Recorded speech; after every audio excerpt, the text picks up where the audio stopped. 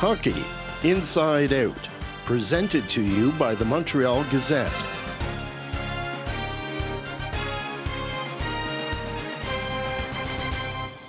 Welcome to the Hockey Inside Out Show. I'm Gazette sports editor Stu Cowan, joined today by Chris Nyland, Jack Todd, and radio personality, comedian, and now working for Sportsnet, also Ted Bird. Chris, last night went over Nashville, another typical night for the Habs. 2 bad periods, and they turn around in the third and win. Can they keep going like this? It's their MO. It's what they do. I mean, they're winning hockey games. You know, you'd think it may catch up to them at some point. It hasn't yet. And then come playoff time, I wouldn't think they'd have this problem in the playoffs because they're going to come ready to play. The intensity level is all up. You know, they're winning hockey games. What can you say? And Michel Therrien read the riot act apparently in the second period last night. Something woke them up because they played a heck of a third period, you know. But there were some guys who are exempt from the not playing for the entire game thing. I thought P.K. Subban had one of the nights of his life. The guy, when he goes to that overdrive gear that he has, I just don't see anybody out there that can touch him. They're able to do what they do because of Carey Price. I mean, that's no real secret. He keeps them in the games. And, you know, some people think it's like, well, that's an unfair advantage that the Canadiens have. Michel Therrien can get away with some of the coaching maneuvers he makes because he's got Carey Price. Well, they drafted him and he's part of the team. It's not an unfair advantage. It's part of what Nobody he has. says it's unfair for Pittsburgh to have Crosby and exactly, Malkin. yeah. You know? It's part of what he has to work with, and I'm sure it factors into his thinking as he makes his coaching decisions. And maybe it's in the you could speak to this, Chris. Maybe it's in the players' heads, whether consciously or subconsciously, that they know he's going to keep them in the game. You know, that could be part of it, but you know, they could be letting air out of pucks too. The Montreal Patriots. Listen, you need a goaltender to win. There's no question about it, and that could be a little bit in their subconscious. Carries in. You know, we're all set. I mean, look the other night when they put Tarkovsky in. You know, they played us. I mean, they gave up 4 goals, but they played a good game offensively. It was kind of wide open game. But last night, boy, they struggled to get it going, and then eventually they did. And the big guy comes through again, Subban. I mean, goal and assist. I don't worry about this stuff all that much because I read a analysis of the analytics guy for TSN wrote a whole thing about the Canadiens and how they rely too much on Carey Price, blah, blah, blah. And it's like the guy takes offense at the fact that the Canadiens win a game without good puck possession stats. Yeah. And, you know, it's like they want them to give the points back because they're winning it the wrong way without the possession. Well, the game isn't keep away. I'm sorry, but, you know, you got to put the puck in the net, and as far as I know, it's still the team with the most goals that wins, not the one that has the most possession. I know there's a connection between the two, but when it's not working and you're still winning, you're winning. But the analytics department's working well in Toronto. Oh yeah, yes. But they rely really on turned him around. They rely on Carey Price because he's the best goaltender in hockey. So of course you're going to rely on him. You know, just as you say, the way the Penguins would rely on Sidney Crosby. You rely on your top guys. Yeah. When you look at the scoring, the Habs rank last in the league in first period goals with 41, 19th in second period goals with 41 also, and third in the league in second in the league in third period goals with 57. Only Tampa Bay has more. After last night's game, Michel Therrien was quoted saying, "I really appreciate the way P.K. Subban played the last 2 games." I'm thinking it's maybe a good thing, Chris, this isn't his contract year. He's already got 11 goals, 1 more than he got last season. You wonder what he would. He's really earning his money this year. Yeah, you know, I think there was some question about how he was playing early on and, you know, what's PK doing. Listen, he's going to have his bad games. He takes a lot of risk out there, and I'm never worried about him showing up. Sometimes he doesn't execute all the time when he makes some plays, but he tries things. And look at the risk he took last night, and it ends up, you know, paying off big time for the Canadiens. You know, the kid just... You know, they take him off the power play, put him on the second. You know, it looked like there might have been a little rift there between coach and player in Columbus, and then you know, he comes through like this. He stays above the nonsense, I think. You know, when you think maybe a player like myself would engage the coach, shoot a puck at him. Yeah, maybe, but he stayed above it. Now PK's puck protection is unbelievable, Jack. You know, it's like a man playing against kids. He can hold off a whole team with one hand. I don't remember ever seeing anything like it. You probably have to go back to Orr sometime. I'm not really comparing him with Bobby Orr, but his ability to just he has a fifth gear that's higher than anyone else's. He can be playing at a very good level and then just go to another level that's in the stratosphere. And, you know, I think we saw that last night. We saw it against Boston in the playoffs last year. PK Subban at his best is scary, and that's why I really think when he signed this contract, I was not worried about it at all, because PK's biggest problem is trying to do too much. It's never going to be. He's never going to be a Phil Kessel or a Scott Gomez or one of these guys who's just mailing it in. If he gets in trouble, it's by trying to do more than he can do, which I'd rather have that than a guy that you have to kick in the butt every day. Yeah. I find he's dialed it back, too, on and off the ice, and I think that's part of the reason that Therrien is more willing to praise him publicly. I think that PK is buying more into what Therrien wants him to do. I find that he's been a little less flamboyant as a player this year, but no less effective and more defensively responsible. And as Chris mentioned, he rises above the fray. You don't see him involved in any of the either the verbal on ice antics or anything off the ice that would detract from his role as a professional hockey player. He had the celebration after the overtime goal. It was spontaneous, right? Yeah. Went to center ice. It wasn't the triple high five thing. But I think there's a maturity level there this year that there wasn't previous. I think some of Max Pacioretty is rubbing off on him, believe it or not. Like, he's seen Max grow in ways that, and a lot of people are talking about Max, and I think knowing that the captaincy is up there, it's kind of like it's an audition Little for competition, it. And Max has embraced that, and I think PK now has someone, and we forget, they're still young kids, yeah, they're getting paid a lot of money, all that. There's a maturity level there that sometimes is reached quicker by some guys, and it takes a little longer for others.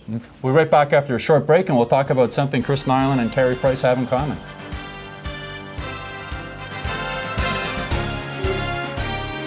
Welcome back to the Hockey Inside Out Show. Chris Nyland, you have something in common with Carey Price. You've been an all-star yourself. Oh, yeah, big difference. So he was voted, I was named. Yeah, you know, he's deserving of it. Like, anytime you hear the Canadiens, everybody says, well, they're only winning because of him. But it's not true, but he certainly is playing like an all-star, one of the top goaltenders in the league right now. Pekka Rinne being hurt. His numbers are a bit better, but not a whole lot. And yeah, it's good on him. It was Mike Milbury who named you, right? Oh, yeah. Team? Smart guy he is. With the All-Star break, Carey Price was hurt before. Should the Canadiens have maybe sat him out the Nashville game and give him the excuse not to go to the All-Star game, a longer break? I would really like to have seen him sat out. I would say today, oops, he aggravated the injury. Can't play in the All-Star break, so sorry, guys, but I know Carey wants to go. You're not going to deny him, so. Yeah, I was happy to see him back in the nets for the Nashville game, and it sounds like he wants to go. He's got friends down in that area, and it just sounds like that, professionally he embraces that responsibility and that privilege of being named to the All-Star team and going and representing his team in his city. I wonder if it's time to change the format. Should they have maybe the All-Star game at the beginning of the season, or make the Winter Classic the All-Star game, or do something different? Or? I don't know. It's brutal, though. Yeah. They have the Winter Classic. That's a big show now. The All-Star game is like, what is it? Like, you just, you have it in the city and everybody embraces that part of it, but the game itself, I think there would be a lot of interest in the old format. It would cause a problem with the number of stars you could have, but up until 1967, the Stanley Cup champion played an all-star team. So you'd see, like this year, you'd see the LA Kings going against the best the league could throw at them with Crosby and Ovechkin and everybody playing together. I would be interested to see that, just because you'd have a team that had the cohesion versus the best players in the league. And I think it would be better than what they have now, because the game itself is unwatchable. Yeah, well, the problem is it's never going to be competitive, because guys are going to play not to get hurt. It's the same with the NFL Pro Bowl. I think to a lesser extent it's the same with the NBA. It's, to me, the reason why the Major League Baseball All-Star Game, to me, is the only one worth watching. Because just the nature of the game, and it's a one-on-one contest in many ways, and all the little games within the game are still there just because of the nature of baseball. It's still it can still be an exciting game, but with the NHL and any contact sport, it just doesn't work. Now with the Winter Classic, it looks like next year it's going to be Canadiens versus Bruins in Boston. Is that something you're excited about, Chris? Oh, yeah, sure. sure I am. That'd be awesome. You know, I'm hoping they do an old timer game. I don't, you know, it'd be nice to go down there and be part of that. I played for both teams. Boston, I'm sure will embrace it. They'll fill that place. It sounds like it'd be a lot of fun. Now, Dale Weiss isn't an all-star, but he's playing on the first line. Your thoughts about his role now? My first thought about Dale Weiss is that wherever John Tortorella is, he should be ashamed of himself, because if you can't get along with a Dale Weiss as a coach, you don't belong in the National Hockey League. The guy works his butt off. He's a good skater. I think he's a very good complement to those guys because he can keep up with them in terms of speed. He doesn't have the hands, obviously, but he gets down there, he creates mischief, he goes to the net. I love him there. It's another one of those head-scratching Michel Therrien decisions that when he, at the time when he makes it, everyone goes, what is he doing? And then it works. But I don't see it working long-term, and that seems to be the way Therrien operates. And I guess coaching, if nothing else, is just an ongoing process of making adjustments. Yeah. And this is an adjustment that he made at a specific point in time that is working right now, but I don't think we're going to see Dale Weiss as a first-line winger or even a top-six forward for the remainder of the season. It's just something that Therrien has done that worked at the time, and he'll make another adjustment when the time comes. He's almost kind of like Gallagher was last year, right? Whatever line was struggling, you throw Brendan Gallagher on it and help. But I think it's also a sign, though, Chris, of the pro scouting under Marc Bergevin. When you look at Dale Weiss, Sergei Gonchar, gone are the days of Yanni Niinema, and Well, the thing he had going for him is this team was small. They needed some size, so he's a big forward who could skate. And we can't forget what he did last year in the playoffs against Boston. He was incredible. So he can play. The problem with Dale Weiss is he forgets sometimes what he's supposed to do to stay in the lineup, and that's get on top of pucks, get in on the forecheck, play the body, go to the net hard, and when you have an opportunity, shoot. Don't always look for Max. The Maple Leafs back in the news again for all the wrong reasons. Now, Jack, they're arresting or ticketing fans for throwing. This is a new low. What was Pat's line? Pat Hickey had the line at the end. He said the Leafs should take advantage of this. It's a marketing opportunity. They can resell official Game Thrown jerseys. You'd think any other team in the league, it wouldn't be a safety issue, but maybe the Leafs really do have a problem being able to skate around a jersey on the ice. Stationary object. Yeah. They can't do anything right. This is a horrible situation, and it's a horrible situation because they're stuck with it. Mike Babcock can't fix this. Nobody can fix this. The only thing that can fix it is if 6 guys or 7 who are on long-term, undeserved contracts decide to retire en masse. It's almost institutional. I covered the Leafs. I lived in Toronto and worked in Toronto and covered the Leafs beginning in 1979.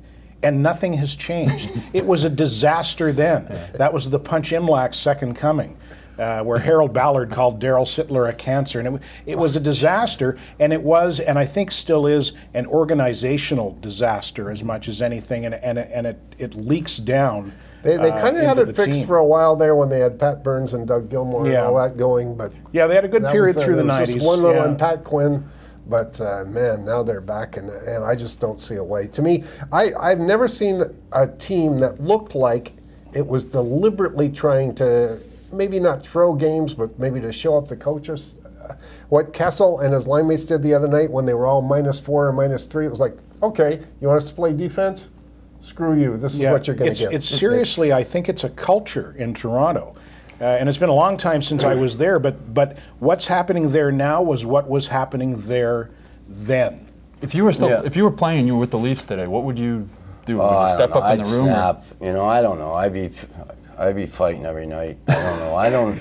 It's frustrating. Fighting opponents or fighting your teammates? I wonder both. I wonder if Brendan Shanahan's going to be able to straighten this thing out. Is he the guy for the job? The guy's never had any experience managing people. He just jumps in, he was doing the videos for the NHL, but is he capable of turning this thing around? He got rid of Carlisle now, next will be Nonis, and then it's his baby then, and I'm not sure if he can do it. And my favorite Leafs joke, what did the Titanic and the Leafs have in common? They both look great until they hit the ice. Anyway, that's it for another episode of Hockey Inside Out. We'll see you next week.